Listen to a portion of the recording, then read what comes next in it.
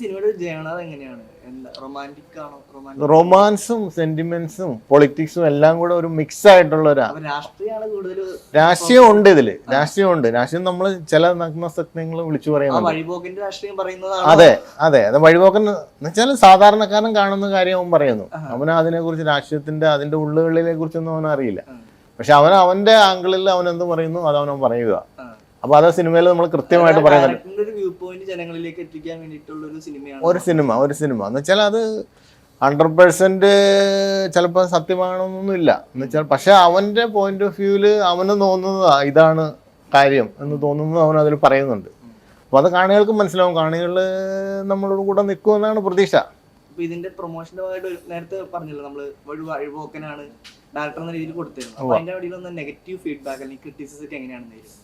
അല്ല, അതെന്ന് വെച്ചാൽ ഇപ്പൊ എന്ത് കേസിനാണേലും ചിലർ നല്ലത് പറയും, ചിലർ ചീത്ത പറയും. പക്ഷേ ഈ നെഗറ്റീവ് ക്രിറ്റിസിസവും എല്ലാം നമ്മുടെ സിനിമ റിലീസായി കഴിയുമ്പോഴത്തേക്കും ഈ നെഗറ്റീവ് പറഞ്ഞവരെല്ലാം നമ്മുടെ സിനിമയുടെ കൂടെ നിൽക്കും, നമുക്ക് ഉറപ്പുണ്ട്. എന്ന് വെച്ചാൽ അതിന് പറ്റിയൊരു കണ്ടന്റ് ആ സിനിമയിലുണ്ട്.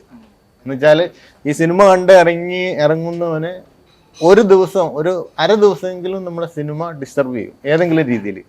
അതിനുള്ള കണ്ടന്റ് ഇതിലുണ്ട്. അപ്പം അവൻ ഇന്നിപ്പോൾ ചീത്ത വിളിക്കുന്നവർ നാളെ പോസിറ്റീവ് പറയുമെന്ന് ഉറപ്പുണ്ട്. അതുകൊണ്ടാണ് നമ്മൾ അതിനൊന്നും പ്രതികരിക്കാതെ. ക്രൂ എന്ന് വെച്ചാൽ ഇപ്പൊ വലിയ ആൾക്കാരൊന്നും ഇല്ല, എല്ലാവരും തന്നെ ചെറിയ ആൾക്കാരാണ്. DOP എന്ന് വെച്ചാൽ പുള്ളിയുടെ പേര് സെൽവരാജ് ആറുമുഖൻ. പുള്ളി ഒരു 4-5 സിനിമ ചെയ്തിട്ടുണ്ട്. പിന്നെ എല്ലാവരും തന്നെ നമ്മളിപ്പോൾ ഈ സിനിമയിലെ ആളെടുത്തെന്ന് വെച്ചാൽ ഇതൊരു ബിഗ് ബഡ്ജറ്റ് സിനിമ ഒന്നുമില്ല, ചെറിയൊരു ബഡ്ജറ്റാണ്. നമ്മൾ വലിയ പൈസക്കാരനൊന്നുമല്ല. നമ്മളൊരു ആഗ്രഹം പാഷൻ്റെ പുറത്ത് ചെയ്യണം, അവിടെ നിന്നൊക്കെ പൈസ മറിച്ച് അങ്ങനെയൊക്കെ ചെയ്യുന്നത്. എന്ന് വെച്ചാൽ എങ്ങനെ കളിച്ചാലും 1 കോടിയിൽ കുറഞ്ഞ് എടുക്കാൻ പറ്റില്ല.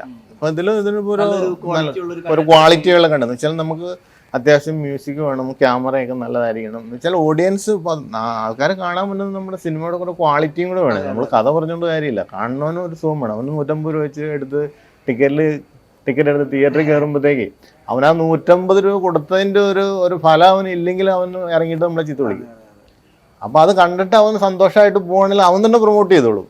എടാ ഇത് വലിയ കുഴപ്പമില്ല, അത് നല്ലതാണ്. അപ്പം ആ ഒരു ആംഗിളിലാണ് നമ്മൾ പടം പിടിച്ചേക്കണേ. അപ്പം അതിൻ്റെ ക്വാളിറ്റി സൈഡ് ഒന്നും കോംപ്രമൈസ് ചെയ്തിട്ടില്ല. ആർട്ടിസ്റ്റുകൾ വലിയ ഹെവി ആർട്ടിസ്റ്റുകൾ ഇല്ല എന്നുള്ളൊരു പോരായ്മ അല്ലാതെ പടത്തിന് യാതൊരു പോരായ്മയില്ല.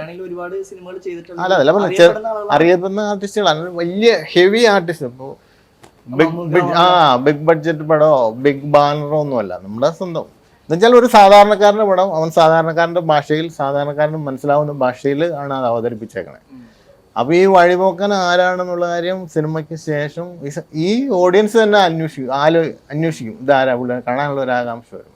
അപ്പോൾ അതിനുവേണ്ടി അങ്ങനെ നമ്മൾ ചെയ്തേക്കാം.